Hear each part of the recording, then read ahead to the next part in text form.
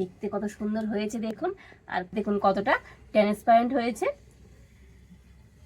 তো উপর দিয়ে আমার হাতটাও দেখা যাচ্ছে, কত সুন্দর হয়েছে দেখুন। হয়েছে না একেবারে বাজারের মতো। তো দেখুন কত সুন্দর হয়েছে দেখুন। প্রত্যেকটা পিস একেবারে হয়েছে লোভনীয়, দেখতে কত সুন্দর লাগছে। তো কাঁচা আম ফুরিয়ে যাওয়ার আগে এইভাবে একবার আমসত্ত্ব তৈরি করে নেবেন। আর এইভাবে আমসত্ত্ব করে তো আপনারা বছর জুড়ে সংরক্ষণ করে রেখেও দিতে পারবেন। কতটা লোভনীয় হয়েছে আজকের এই আমসত্ত্বটা, একেবারে পারফেক্ট। তো আমরা বাজার থেকে যে আমসত্ত্ব কিনে খাই দেখুন সেই রকমই হয়েছে, কতটা লোভনীয় হয়েছে।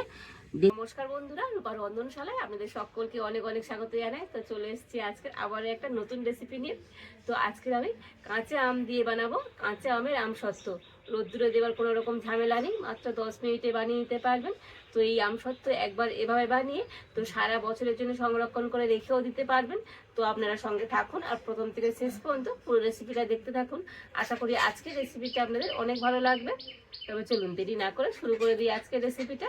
তো আজকে আমি আমসত্ত্ব তৈরির জন্য এখানে 4টে কাঁচা আম নিয়ে নিয়েছি। তো প্রথমে আমি আমগুলো খোসা ছাড়িয়ে আর কেটে নেব।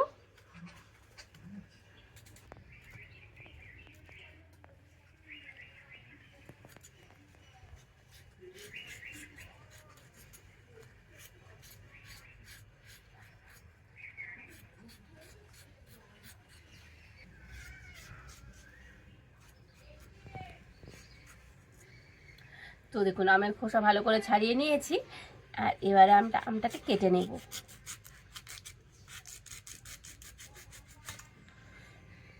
তো দেখুন এখন কিন্তু আম মানে ডাঁশিয়ে গিয়েছি, আর আটিটাও কিন্তু অনেকটাই শক্ত হয়ে গিয়েছে।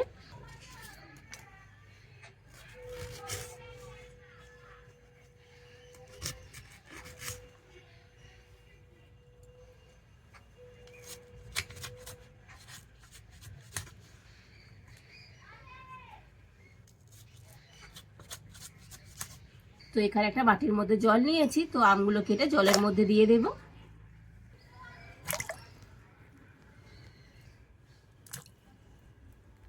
তো আম কিন্তু এবারে পেকে যাবে। তো অনেক আম তো দেখলেন তো দাঁড়িয়ে গিয়েছে। তো কাঁচা আম ফুরিয়ে যাওয়ার আগে তো আপনারা কিন্তু এইভাবে একবার আমসত্ত্ব তৈরি করে নেবেন। আর এইভাবে আমসত্ত্ব তৈরি করে আপনারা 1 বছরের জন্য রেখেও খেতে পারবেন। আর এই একইভাবে করে 4টে আম আমি এরকম ছোটো ছোটো টুকরো করে কেটে নেব।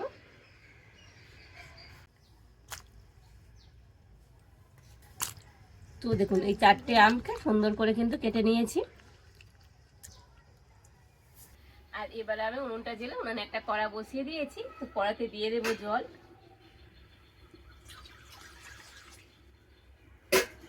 আর এই জলের মধ্যে কেটে রাখা আমটা দিয়ে দেব।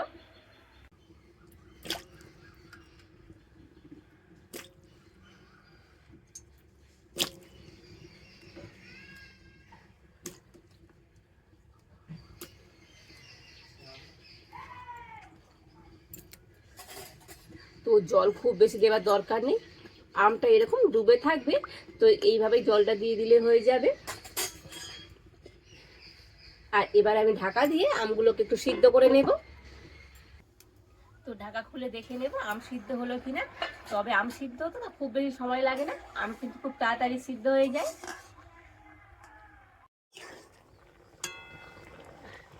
তো দেখুন আম কিন্তু ভালো মতো সিদ্ধ হয়ে গেছে।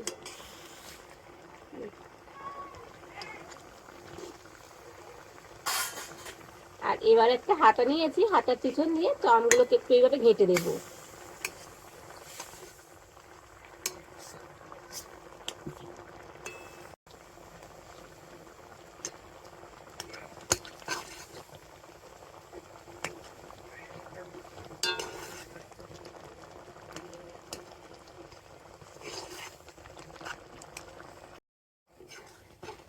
তো দেখুন যতটা সম্ভব চামচ দিয়ে তো আমগুলোকে এইভাবে ঘেঁটে দিয়েছি। আর এবারে আমি নামিয়ে নেব। আর এবার এখানে একটা আমি বড় ছাঁকনি নিয়ে নিয়েছি। তো এই আমের পাল্পটা এই ছাঁকনির মধ্যে দিয়ে দেবো।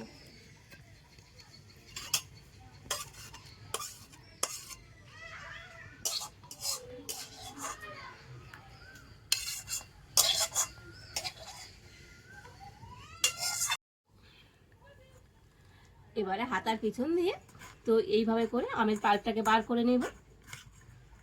আর যেহেতু ছাঁকনির মধ্যে নিয়েছি তো এটা কিন্তু খুব ভালোভাবে ছাঁকাও হয়ে যাবে।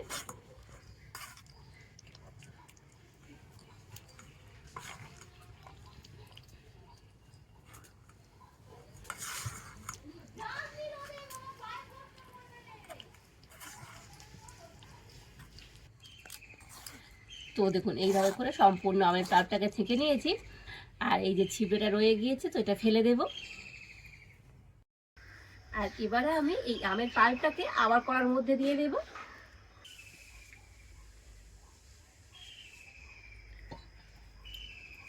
দিয়ে দেব 1 বাটি চিনি,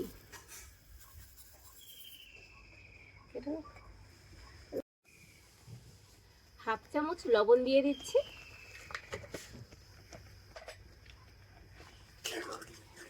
আর এবারে আমি নাড়াচাড়া করে সবকিছু খুব ভালো করে ফুটিয়ে নেব। আচ্ছা হ্যাঁ, এখানে চিনিটা আমি 1 বাটি দিয়েছি, তো চিনিটা অবশ্যই আপনাদের স্বাদ মতনই দেবেন, কিংবা আম কেমন টক বা মিষ্টি সেই অনুযায়ী চিনিটাকে দিতে হবে। তো আজকে আমি একটু আমসত্ত্বটা টক মিষ্টি বানাবো, তো সেই জন্য চিনির পরিমাণটা একটু কমিয়ে দিলাম। এতে করে একটু হালকা হালকা টক মিষ্টি হবে, এতে করে আমসত্ত্বটা খেতে ভালো লাগবে। আর এবারে আমি এরকম কন্টিনিউ নাড়াচাড়া করে এই আমের পাল্পটাকে একটুখানি ফুটিয়ে নেব।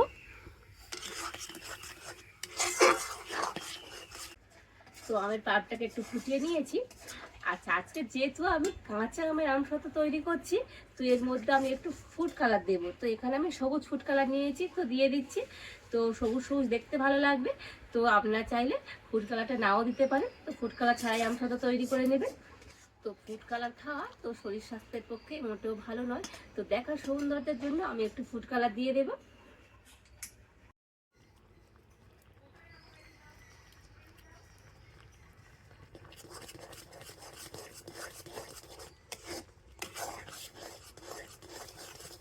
তো খুব বেশি দেওয়ার দরকার নেই, অল্প একটু ফুড কালার দিলে খুব সুন্দর কিন্তু একটা সবুজ কালার চলে আসবে।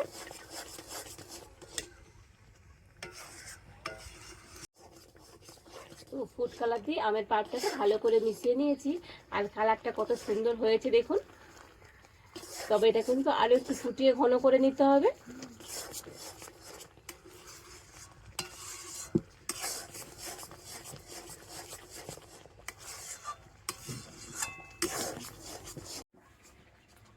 তো আমসত্ত্বটাকে আমি একটু টক মিষ্টি বানাচ্ছি, তো সেই জন্য আমি এখানে লঙ্কা দিলাম না। তো আপনারা যদি একটু ঝাল ঝাল পছন্দ করেন তো এখানে একটু গুঁড়ো লঙ্কা দিয়ে দেবেন, এতে করে আমসত্ত্বটা টক ঝাল মিষ্টি হবে। তো মোটামুটি এটাকে ফুটিয়ে অনেকটাই ঘন করে নিয়েছি। তো দেখুন আমের পাল্পটাকে ফুটিয়ে এইরকমই ঘন করে নিতে হবে। তো দেখেই বুঝতে পারছেন খুন্তি করে নিচ্ছি আর কেমন থাক থাক হয়ে পড়ছে।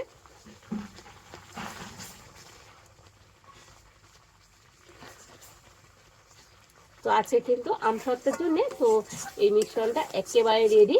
আর এবার আমি এটাকে নামিয়ে নেব। আর দেখুন এখানে আমি একটা স্টিলের থালা নিয়ে নিয়েছি, আর থালার মধ্যে একটু আমি সাদা তেল দিয়ে দিচ্ছি। তো তেলটা থালার চারিধারে খুব ভালো করে লাগিয়ে দেব।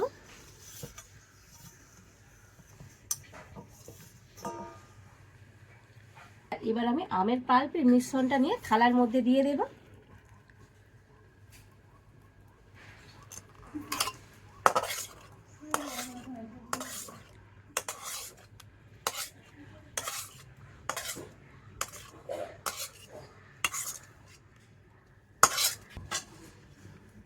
তো থালাটাকে ধরে এইভাবে একটুখানি ঘুরিয়ে নেব,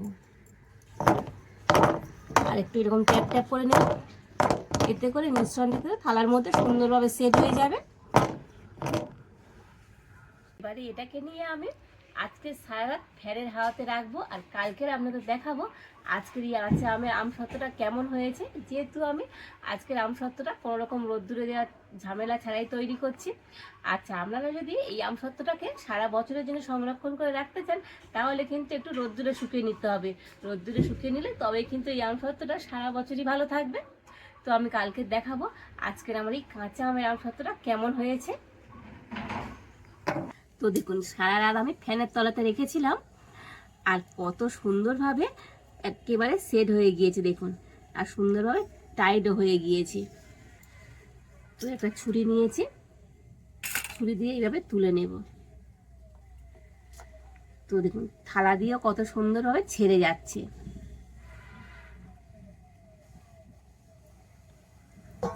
দেখতে কত সুন্দর হয়েছে দেখুন, আর দেখুন কতটা ট্রান্সপারেন্ট হয়েছে।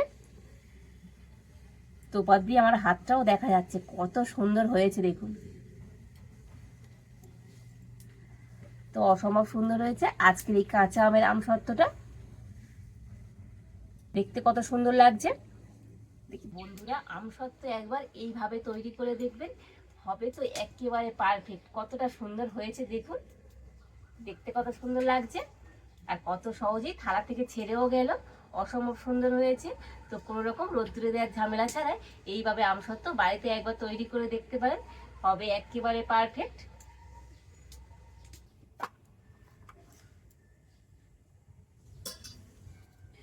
আর এবার আমি একটা ছুরি নিয়েছি, তো ছুরি দিয়ে আমসত্ত্বটাকে পিস পিস করে কেটে নেব। তো প্রথমে আমি এইভাবে মাঝ বরাবর একটা কেটে নিচ্ছি।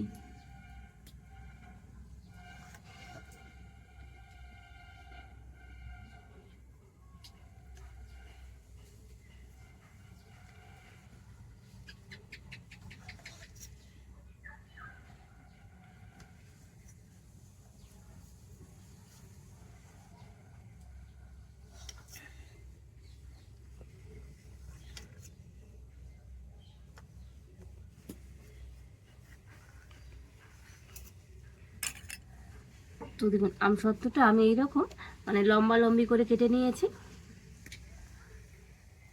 দেখুন কত সুন্দর হয়েছে দেখুন, দেখি বুঝতে পারছেন হয়েছে একেবারে বাজারের মতো ট্রান্সপারেন্ট, দেখতে কত সুন্দর লাগছে।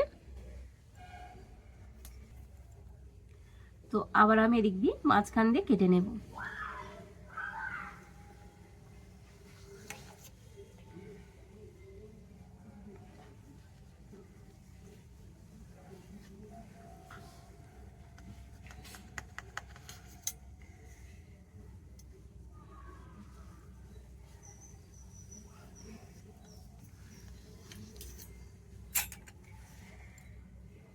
তো দেখুন আমসত্ত্বটা আমি একটু এরকম লম্বা লম্বা কেটে নিয়েছি। তো আপনারা আপনাদের পছন্দ মতো শেপ করে কিন্তু আমসত্ত্বটা কেটে নিতে পারবেন। কত সুন্দর হয়েছে দেখুন, আর একটু মোটা রেখেছি, এতে করে কিন্তু আমসত্ত্বটা খেতে সুন্দর লাগবে। হয়েছে না একেবারে বাজারের মতো। তো দেখুন কত সুন্দর হয়েছে দেখুন।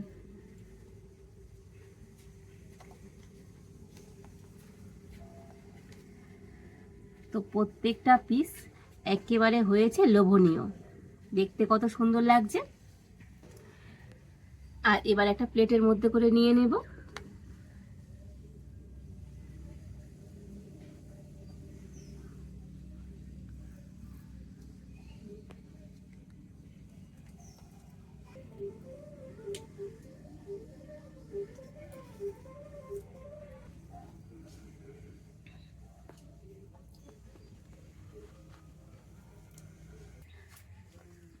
আর দেখুন এবারে কয়েকটাকে আমি একটু ছোট ছোট করে কেটে নেব।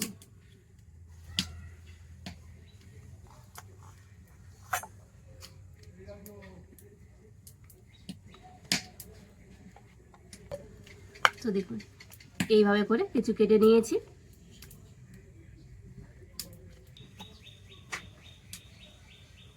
দেখতে কত সুন্দর লাগছে। তো দেখুন আমসত্ত্বগুলো প্লেটের মধ্যে করে নিয়ে নিয়েছি, দেখতে কত সুন্দর লাগছে দেখুন আজকের এই আমসত্ত্বটা। তো কাঁচা আম ফুরিয়ে যাওয়ার আগে এইভাবে একবার আমসত্ত্ব তৈরি করে নেবেন। আর এইভাবে আমসত্ত্ব করে তো আপনারা বছর জুড়ে সংরক্ষণ করে রেখেও দিতে পারবেন। কতটা লোভনীয় হয়েছে আজকের এই আমসত্ত্বটা, একেবারে পারফেক্ট। তো আমরা বাজার থেকে যে আমসত্ত্ব কিনে খাই দেখুন সেই রকমই হয়েছে, কতটা লোভনীয় হয়েছে, দেখতে যেমন সুন্দর হয়েছে।